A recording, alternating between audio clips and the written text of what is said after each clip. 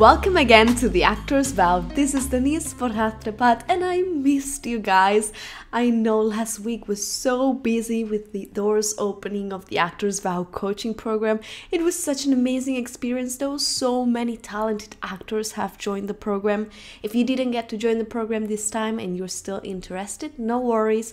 Doors will be opening again at some point. I still don't know where. Definitely not this summer. So if you wanted summer classes, last week was the time to join. But if you're interested, after the summer, at some point the doors are going to open. You can sign up for the waiting list. Inside the waiting list, you're going to be receiving information about the program. And when the program doors open again, you're going to have early access and you're going to have all the information and the access before anybody else. You can sign up to the waiting list on the link in bio on TikTok and on Instagram.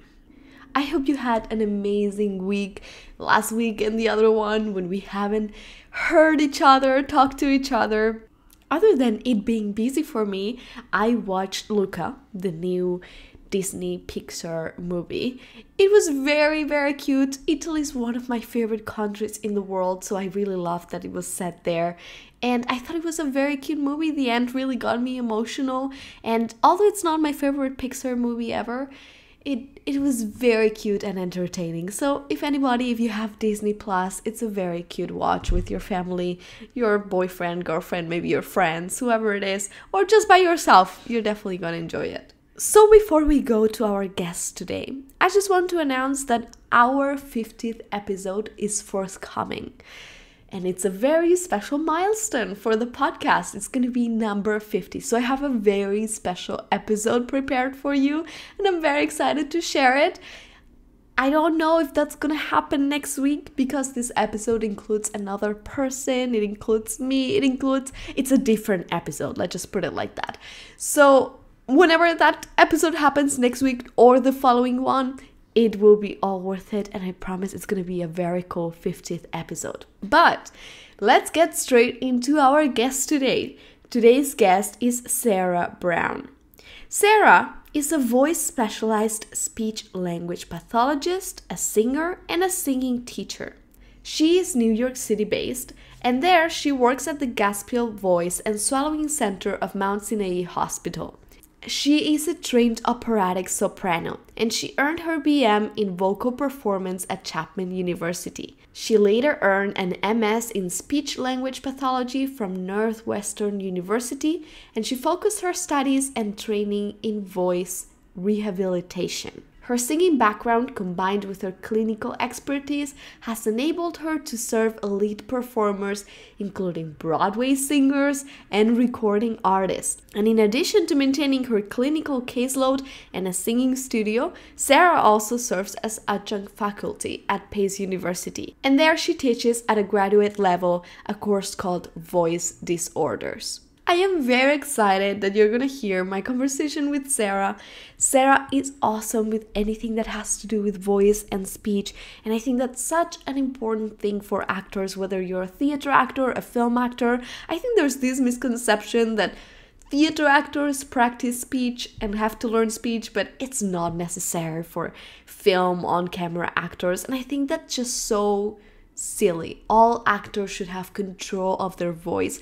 The most important thing an actor does is communicate, right, with the audience. That's what acting is. You're communicating with your audience. Now, I know on camera you don't need to project as much. I know it's not the same thing in theater, but you also need to be heard and understood.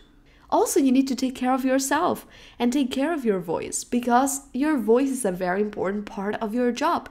Let's say you have to record a sequence in which you have to yell for a long time because you have to record it again and again.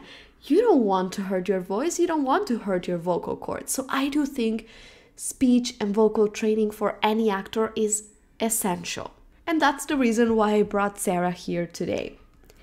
I am very excited for you to hear the conversation and all the amazing knowledge she's going to share with us. So let's welcome Sarah Brown to the Actor's Vow podcast. Hi Sarah, welcome to the Actor's Vow. I'm so happy to have you here today. Hi, it's so nice to meet you, or at least virtually, and thank you so much for asking me to do this. I really appreciate it. Yes, of course. So, the first question I ask everybody that comes to the podcast is usually what made you want to be an actor? Now, you're not an actor, you're a speech pathologist. So, I wanted to know what made you want to be a speech pathologist. Yeah, so I actually am a performer. Even though I'm a speech pathologist, I'm going for the dual career, so I'm trying to do performing and speech pathology. My undergraduate degree was in opera performance. So I did a number of performing and acting and singing as part of my college degree, and I really love to perform, and that's why I'd still like to do it. But as I think everyone experiences, most often it's kind of like a gig economy while you're auditioning, while you're trying to get your big break, and I felt like my opera voice needed more time to develop anyways. And so I thought, why don't I go and develop this other career for a couple years while I still train? And then once I have that career set up, then it'll be nice because I can do that, but then audition when I can too. And so it just was a better fit for my timeline and for my voice was at the time. That's awesome. I didn't know you were a performer too. Now it all makes sense and makes sense that you're here even more. Okay, so tell us, for people who don't know, what a speech pathologist does and Yeah. who would benefit from working with one. Totally. So, speech pathology is really cool because it's actually a huge scope of practice. I think most people think of the classic speech therapist in a school setting who might help someone with a lisp or a stutter or something like that, and that is a very important part of the scope of practice. But there's also a whole side of speech pathology that's more medically oriented. So, there's speech pathologists who work with patients on speech and language after brain injury, after stroke. There's also swallowing rehabilitation that's done for after brain injury or associated with age-related changes. And then my specialty is mostly in the voice. And so I do mostly voice rehabilitation for anyone who's having a voice disorder. So that means someone maybe kind of like the classic nodules from the way that someone's using their voice, maybe it's a polyp, or there's also a number of other voice problems you can have. There's muscle tension dysphonia, which is just where you have too much muscle tension and it's causing voice disruptions and causing you voice symptoms. There are age-related changes of voice that can happen, and so all of those types of voice problems I'll see and work with. It's kind of like getting physical therapy, but for your voice instead of for the rest of your body.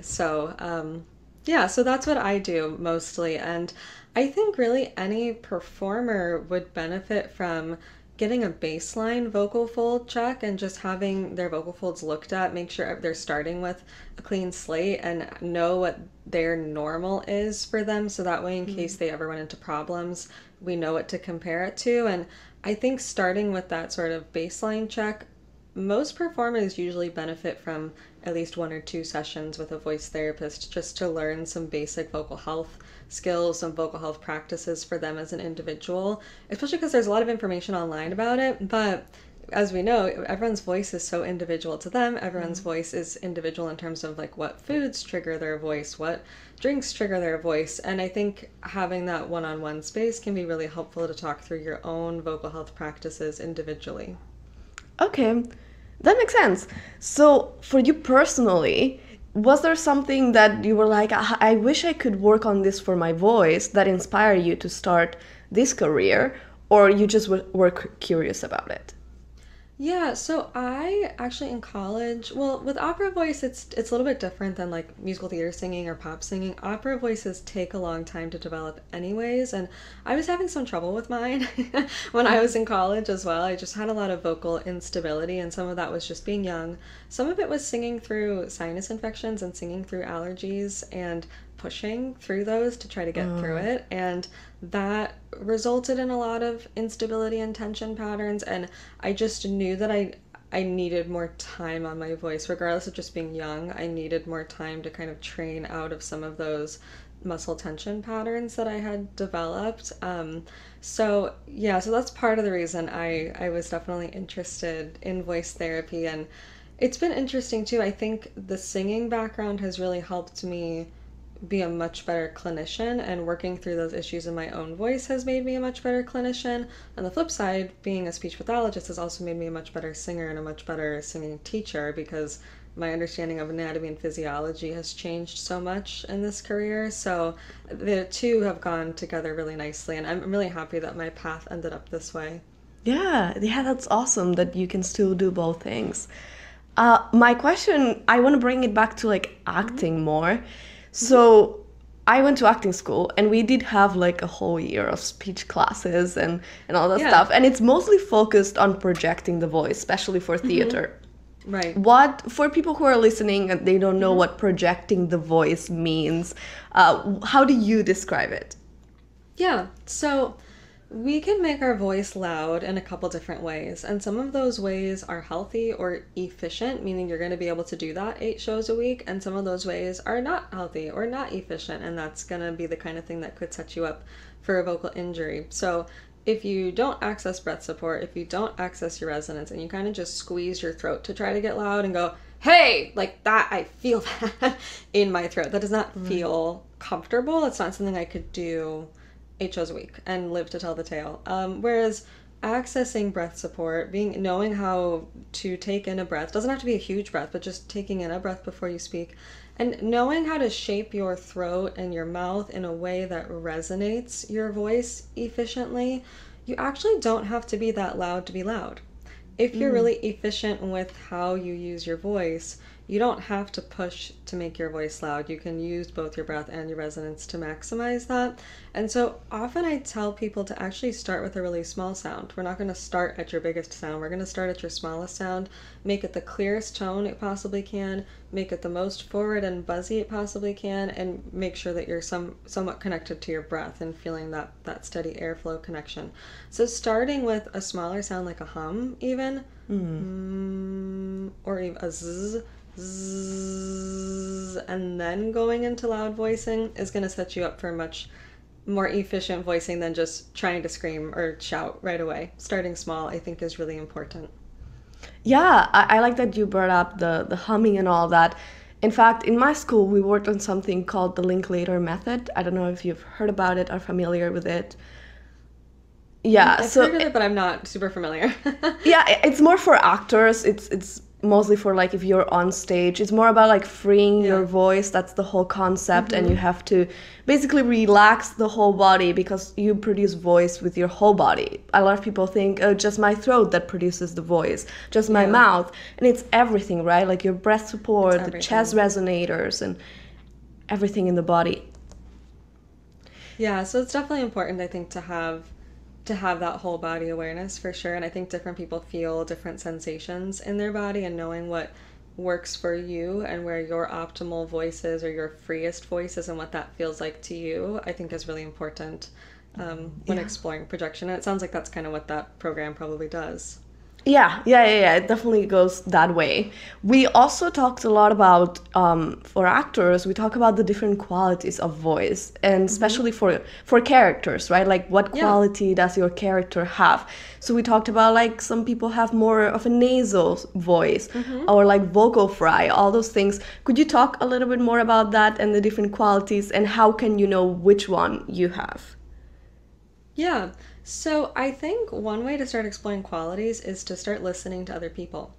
And at least in the speech pathology world, we have a couple main like standardized terms that we would use, like does the voice sound kind of breathy?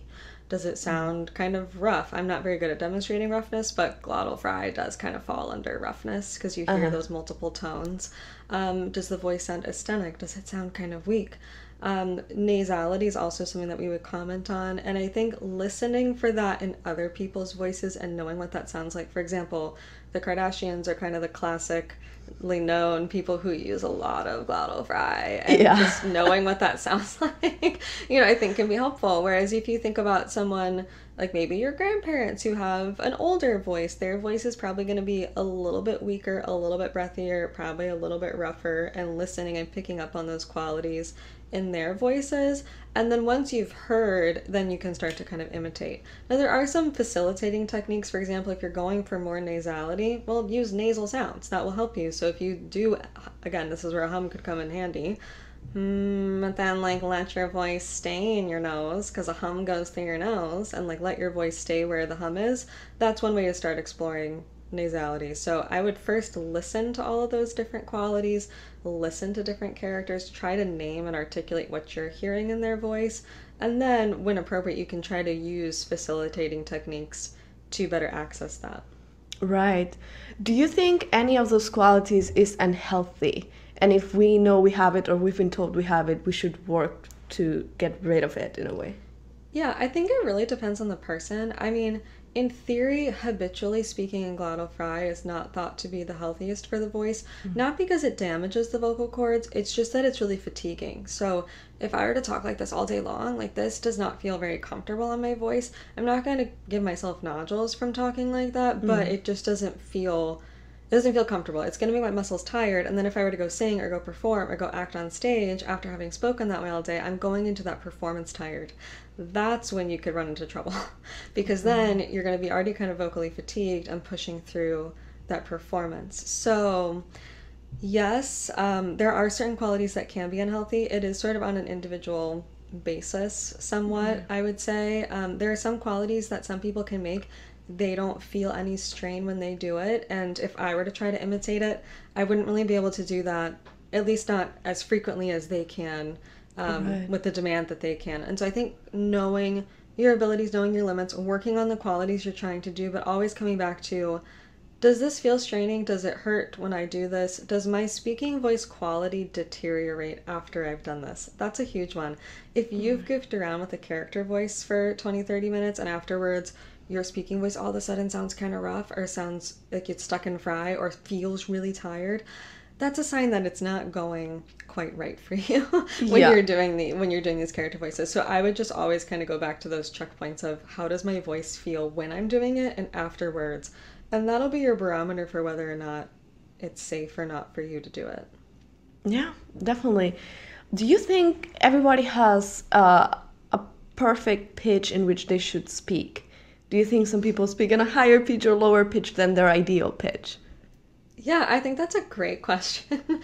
To be honest, I think, again, most of my answers for you are probably going to be it's going to be on an individual basis to an Right. extent. I do think when we speak in the extremes of our range, it's not necessarily comfortable. So, for example, if I always spoke at the bottom of my range, that doesn't feel good. If I always spoke up here, like I could probably do it, but that also like doesn't feel great. It just doesn't Right. feel natural. It doesn't feel comfortable to do that all day. So, shooting for somewhere in the middle for most people is going to be what's probably healthiest and most optimal to them, is shooting for somewhere in the middle of their range, not at any extreme of their range. But it's an interesting question because there's a number of people who may want to modify their pitch for different reasons, whether that's for a character or whether that's for the way they are expressing themselves and how they want to present to the world. And so it's finding that happy medium of finding the pitch that you need to do for whatever your demands or desires are, and checking back in with, does this feel comfortable on my voice or not? Yeah. And generally trying to avoid the extremes of your range. Like I tend to talk right here. This is kind of my middle to low range. I probably could talk up here and be just as comfortable, but this just doesn't feel like me, so I don't talk like this. But this is still an option that probably would feel comfortable because it's kind of in the middle of my range. I think a lot of people try to tell people to speak higher too, especially in the performer world. They're always like, get out of the basement of your voice. That's not necessarily bad advice. I just would think more about the feeling of your voice and less about the pitch. If you're all the way down here, it's not going to feel good. Instead, try to feel where your voice feels more focused in your mouth, and that's probably where your pitch should roughly be, is where it feels like you're resonating more easily, and to not overcorrect bringing your pitch up. I've worked with a couple actors who've been told to bring their pitch up, and then they kind of start talking like this, and I'm like, that's sort of its own form of like tension and strain, Yeah. because they overcorrect. Yeah. I think it's so interesting. It depends on the personality, but also the social setting. Like I Yep. realize, when I'm trying to like people please, maybe I'll go higher. And then when I'm Yep. trying to like sound more confident, I'll just go lower. And it's so Yeah. interesting how we can do this. And it's like, okay, well, how does my actual voice sound like? Like you question that, right? Yeah, no, you do. You do. You wonder. I mean, I would think it's the voice that feels the easiest, feels the most natural, sounds somewhere probably in the middle of your range. I feel like a broken record because I keep talking about the hum, but a lot of speech pathologists teach people to go, okay, that's your pitch. That's kind of like Yeah. a sneaky trick to find it. Yeah, so I Yeah. don't know. I think it's definitely something fun to explore, but just know that you're going to get tired if you're always in the extremes of your range. Yeah, Definitely. Do you think that the food we eat affects our voice? I've heard a lot of performers be like, no chocolate, no cheese, no alcohol. What do you think Yeah. about all that?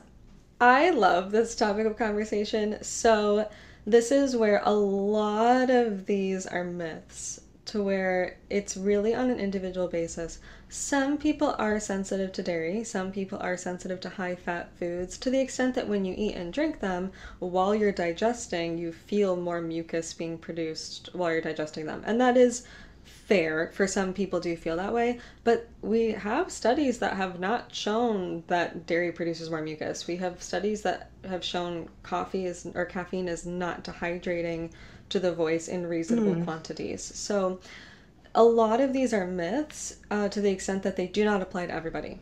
Do they apply to certain individuals? Yeah, for sure. Do some people feel phlegmier after drinking coffee or after drinking milk?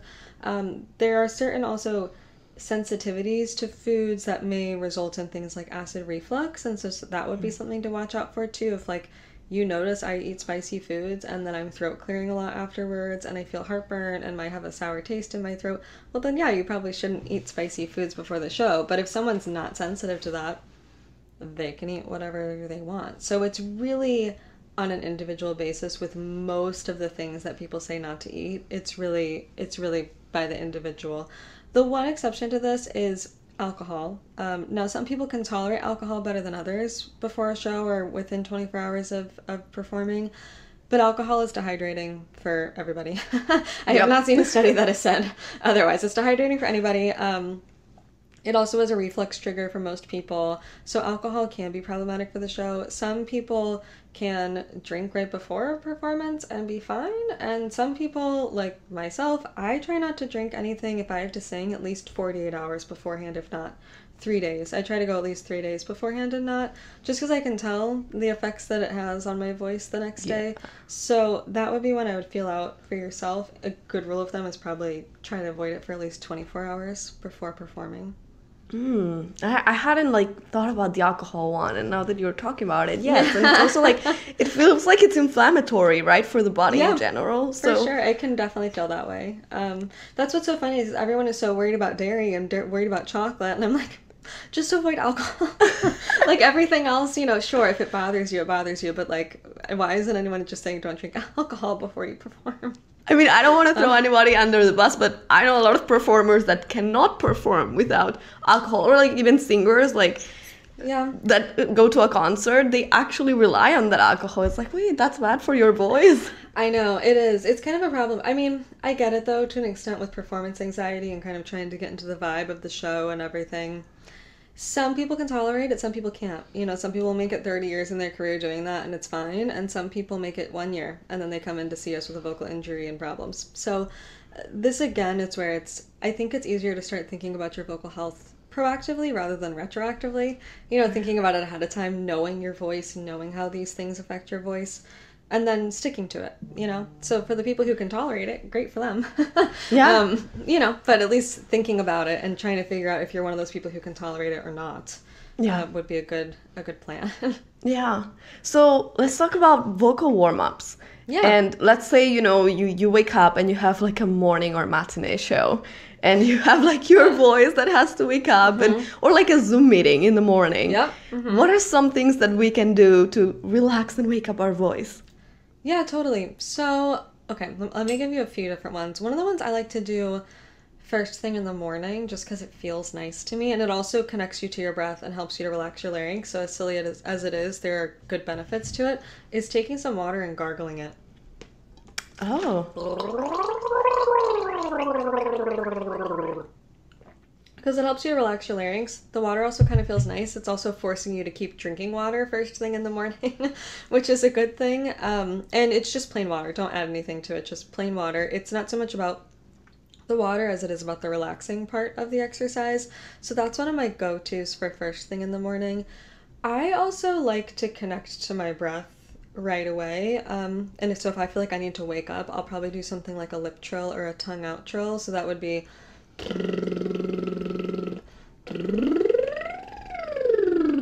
or the lip trill.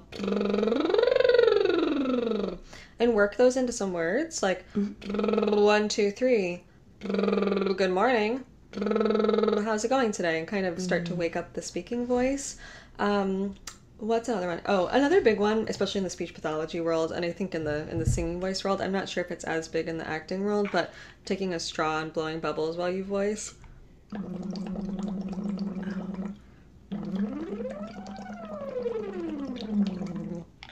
And so all of these, as funny of sounds as they are, they do have really awesome scientific benefits. So the trills fall into this category, and the straw falls into this category.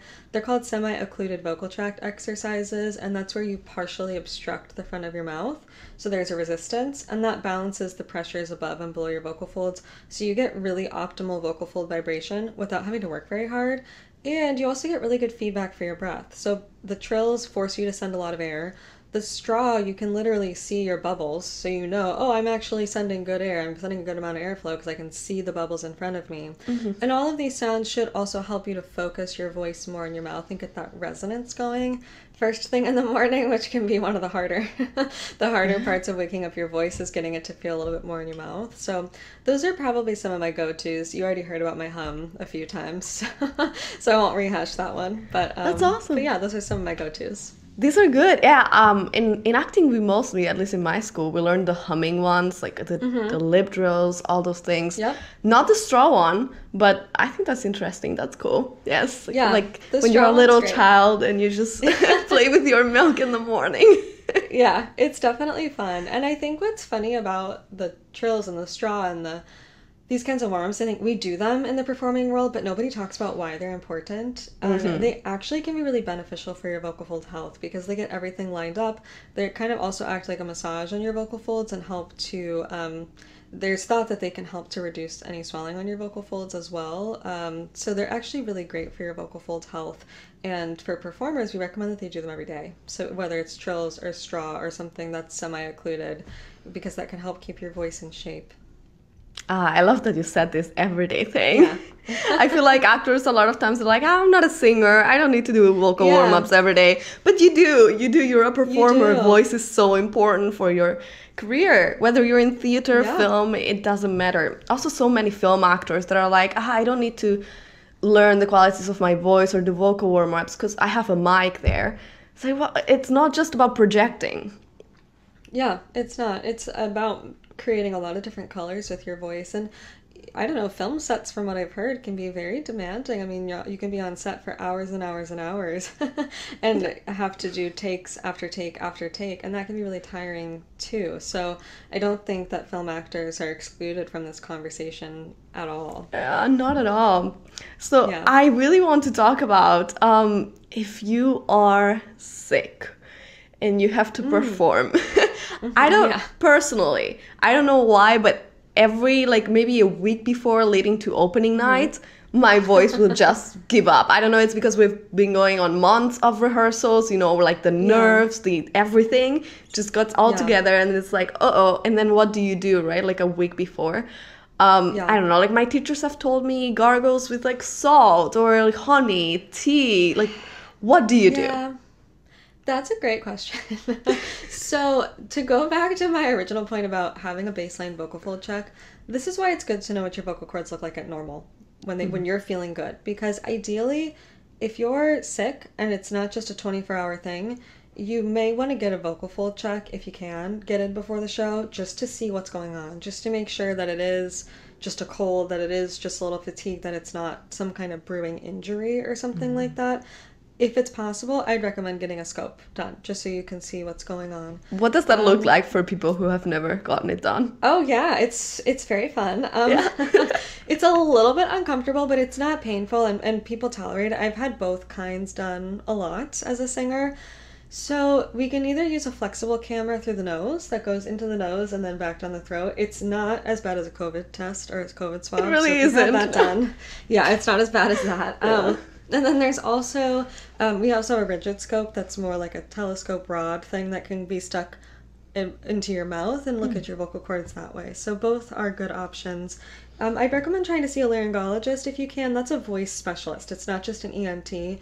All laryngologists are ENTs, but they've gone on to do extra training in the voice. So this is where if you're feeling kind of sick, I would try to get in with a laryngologist, have your vocal cords looked at, compare it to you when you're normal. They may also be able to help you and advise you on whether or not it's safe or not for you to perform.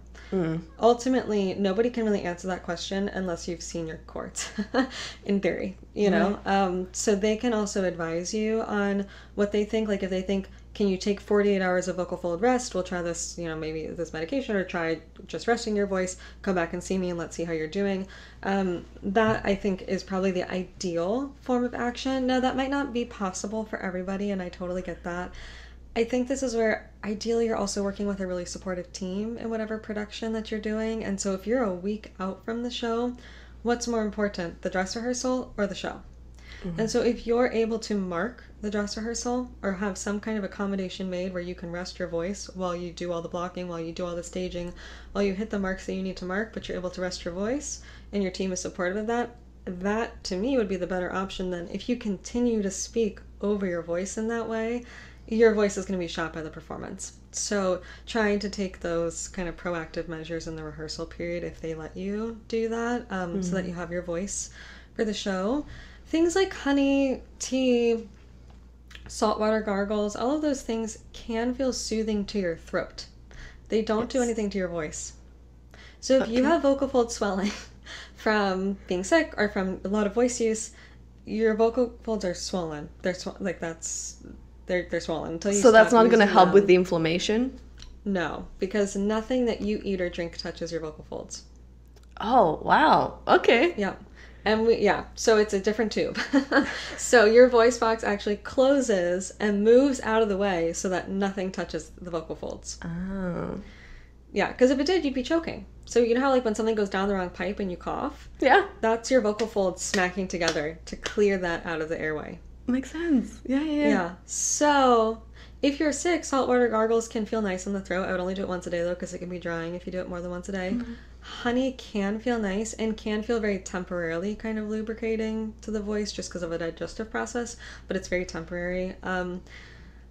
You could potentially try like anti-inflammatory diet things, I guess, but even that gets kind of a little bit suspicious or sketchy because there's thought that anti-inflammatories like Advil, you're not supposed to perform on those because it can cause a hemorrhage. Potentially. There's thought of this. We don't have a lot of great research on it, but I wouldn't just all of a sudden go take a bunch of, you know, Advil to try to anti-inflame yourself. This is where again, it's really important to seek medical advice on this because they'll be able to, if they think that medication is necessary, they'll be able to guide you through what is actually safe for your voice to take. So what about cough drops?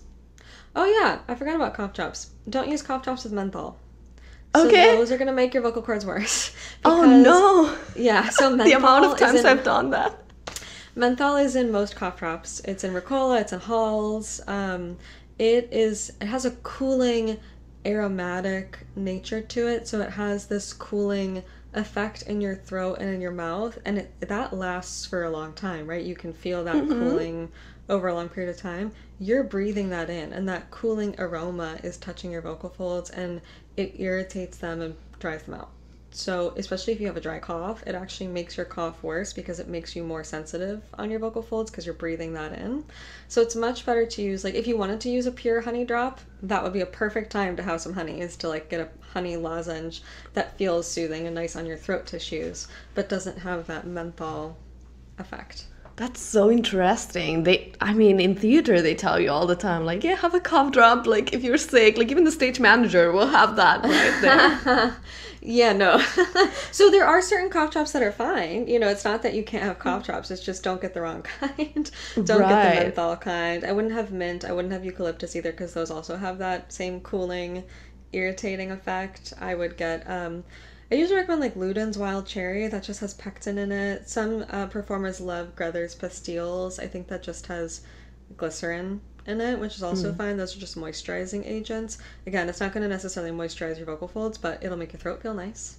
Yeah. Makes sense. Okay. Yeah. So, do you think everybody can sing. I find so many actors that are like, I'm terrified, I want to be an actor, but I cannot sing. And in so many auditions, even if it's not musical theater, they ask you to do like a few bars. And so many actors are terrified. They're like, no, I can't sing. I can't. Yeah, no, I totally get that. And I think my take on it is like, anybody can maximize their vocal potential. So not everyone's vocal potential is probably the same. You know, everyone has different natural talents and different natural abilities that probably come easier to them than other people, but everyone can maximize their own individual talent. I think there's rare exception to that. There may be some people who just really, really, even despite working on it and working on it and working on it, really can't match pitch, and that might be one limiting factor. But as long as you can work up to matching pitch, you can learn how to improve your vocal quality. Even if you could just improve it 30%, you know, that would give you a lot more confidence to go on stage or go into an audition and be able to sing through a song. And so I totally think anyone can maximize their own potential singing wise. And so it's what's going to give you that confidence though is working with a good voice teacher, is working with someone who can help hear that potential in your voice, help pull it out of you, teach you how to kind of refine matching pitch, teach you strategies to navigate through songs, help you find songs that are good fits for your voice. Because that's probably also what gets people nervous is they may be picking songs that aren't currently great fits for their voice. You know, not that they couldn't work up to it, but finding the song that feels best in your voice will give you the most confidence in the world if you go into that audition room. So I totally think just about anybody can sing, and there's very rare exception that I could think of that. Okay, that I think it's a relief for a lot of people listening. There's hope. Oh, there's totally. hope for you. Yeah, you might have to put work into it, but it's totally possible. Yeah. Okay. My last big topic here is about sounding confident. I heard you kind of talk about it on social media. Yeah. And I also have a lot of actors that are telling me, you know, like, I'm very shy. And I was wondering if there's something you can like work on with your voice that can kind of trick you into sounding more confident. Yeah, totally. So I think there's a few different parameters within like confidence in speaking, and there's a few different, depending on the person, there may be different reasons why they're not sounding or feeling very confident. One of the biggest ways to sound and feel a little bit more confident is to actually take your time to talk. You don't have to rush through it. You don't have to speed. You don't have to get all of your points out right away. Take your time. Know that you're worth listening to and that you don't have to rush for fear of someone interrupting you. Because if you take your time, then you can actually pronounce all of your consonants nicely and relatively clearly. You have time to breathe. That's a big part of it. Not that you need a huge breath in to speak, you don't, but just a breath and taking the time to breathe and break up some of your sentences, taking the time to pause. I think that's probably one of the biggest things, is that when people are nervous, they kind of rush through what they're talking about and they keep going, and they get mumbly, can't understand them, and they're running out of breath, so then they get tight and then they sound kind of choked up. So that's probably the biggest overarching theme. And then there are just other qualities you may want to be aware of, and depending on the setting you're in, certain qualities may be great and may not be great in other settings. So one of them is pitch inflection. What are you doing with your pitch inflection? Are you sounding kind of unsure of yourself and always kind of doing like a really extreme upwards pattern? Not that upspeak is a problem. I certainly use a lot of it in my speech, but just being aware of, if you're in a certain setting where you want to sound particularly confident, you're probably going to want to finish your points a little bit more downwards, or at least more neutrally, and not do a huge question mark point. We're kind of talking about this in excess, not a little bit of it, but just when it becomes kind of excessive. That has the potential to just have you perceived in a different way. There may be settings where, you know, also speaking in a lot of glottal fry would be cool. And then there might be other settings where that's not going to project very well. So if you're having to speak to a big room of people, glottal fry is not going to carry. So that's not going to particularly sound very confident because you're not able to project your voice across the room. So I think being aware of your setting and how you're wanting to be perceived and received, what your vibe is for this, you'll kind of adjust some of those features. And to go back to upspeak, if you're wanting to sound like excited and energized and friendly, like a little upspeak may actually be a really good thing. So it's just being aware of of what vibe you're going for and adjusting your speaking patterns appropriately. I love that you brought up the up at the end of the sentence. That was such a big thing in acting school, because when we go to auditions with Slate, you say, "Hi, my name is," and almost like 100% of actors did that. They were nervous, of course, and they ended that in a question. And the teachers would always be like, "Do you not know your name? Like, why are you ending that in a question?" Yeah, no, totally. It's a tricky subject because I actually took my video down on TikTok that talked about upspeak, because I was getting a lot of flack for it being misogynistic, because upspeak is associated with women, and so it's walking this fine line of recognizing that when, like you said, if you end in upspeak and you say, "Hi, my name is Sarah," it sounds like you're questioning yourself. And it's knowing that certain environments you may not want to sound like you're questioning yourself. It's not because you're a woman, and it's not because you're a man. There are plenty of men who speak and upspeak too, and especially if you're going into an audition room. I don't know. These are things to think about, and I think it's totally appropriate to think about them, but it is also good to be mindful of, not shaming a particular gender for certain speaking patterns. So it's walking kind of a fine line. That's one thing that's been interesting about social media, is I have to think a lot about what I say and how it's said, and that's a good thing. Interesting. I mean, I wouldn't see it as shaming. I do think that in many ways, there's many qualities that we women have acquired through the years, because we have been told not to speak, or we're not right, mansplaining and all those things. In our minds, we doubt ourselves a lot, and that's not misogynistic. I mean, that's something that I think we can strive to get out, and try to sound more confident in ourselves and believe more in what we have to say. Yeah, it's definitely, I would agree. I think anyone has the right to think about their communication and adapt it to how they want to be perceived. And recognizing how certain things are perceived in certain contexts. I think it's fair game for anybody of any gender to think about that and reflect on it. And it's not that everybody needs to eliminate those features in their voice, but if some people want to, that's also fine. And so I think everyone has the freedom to think about that, and if they want to be perceived in a way that they feel like they're not using inflections that sound questioning, great. If they want to speak that way, great. There's, like you said, there's no shame. There doesn't have to be shame involved in it. I think it's just a mindfulness of how different patterns may be perceived, and it's a freedom of choice to choose how you want to present yourself. Yeah. Okay, so I have 3 short questions for you before you go. The first one is, tell us your 3 favorite singers. Oh, that's a great question. So I love Ariana Grande. Okay. Not to be so basic and standard, but I just think that she, in the contemporary singing world, is one of the most vocally talented, and also just a really good technician. She just sings with a lot of vocal health, at least to my ears. I perceive her to use her voice very, very well in a way that is, not that I'm qualified to say that it sounds safe, it just, my perception is it sounds sustainable. Right. As far as I know, she hasn't really had major injuries, she hasn't really had to call out for tours, she hasn't really had to call out of shows, and so I have a lot of respect for just how she uses her mechanism. Not to say that it's a problem if you do have to call out of a show. Singers get injuries, performers get injuries, and it's not to shame that at all, but I just have respect for, I can tell she's invested a lot into both her speaking voice health and into her singing voice technique, and I think she creates a really beautiful sound. So she's definitely one of my favorites. In terms of my opera background, my favorite opera singer is Anna Moffo, which is hilarious to me. That's her last name is Moffo, but it's Moffo. She's kind of an old school opera singer. I just think she has one of the most beautiful voices in opera. It's really rich and full, but also does a lot of light. She does a lot of light soprano roles as well, and so it's just really, really beautiful. And then third, oh dear. You got me on this one. I'm trying to think who I've been listening to lately. I really like her a lot, actually.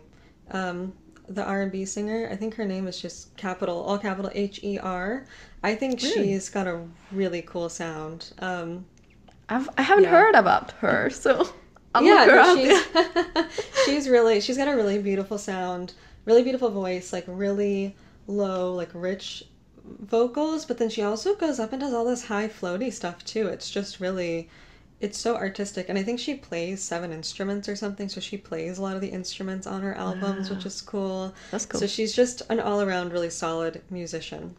Okay, that's cool. Awesome. Now tell us 2 books that you would recommend about voice and speech. Yeah, so one of my favorite books is, let me see if I have it here actually. Yeah, I think yeah, I yeah. do.